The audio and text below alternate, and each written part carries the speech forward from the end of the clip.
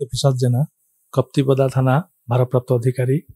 ଏହି ନୂତନ ବର୍ଷ 2024 ମସିହାରେ ସମସ୍ତ ଭାଇ ଭଉଣୀ ବୁଦ୍ଧିଜୀବୀ ଓ ଗୁରୁଜନମାନଙ୍କୁ ମୋର ହାର୍ଦ୍ଦିକ ଅଭିନନ୍ଦନ ଓ ଶୁଭେଚ୍ଛା ଜଣାଉଛି।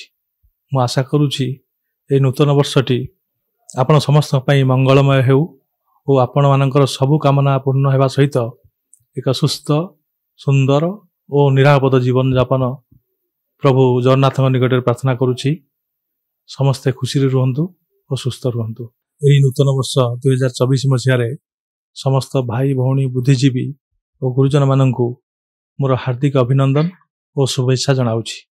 ମୁଁ ଆଶା କରୁଛି ଏହି ନୂତନ ବର୍ଷଟି ଆପଣ ସମସ୍ତଙ୍କ ପାଇଁ ମଙ୍ଗଳମୟ ହେଉ ଓ ଆପଣମାନଙ୍କର ସବୁ କାମନା ପୂର୍ଣ୍ଣ ହେବା ସହିତ ଏକ ସୁସ୍ଥ ସୁନ୍ଦର ଓ ନିରାପଦ ଜୀବନ ଯାପନ ପ୍ରଭୁ ଜଗନ୍ନାଥଙ୍କ ନିକଟରେ ପ୍ରାର୍ଥନା କରୁଛି।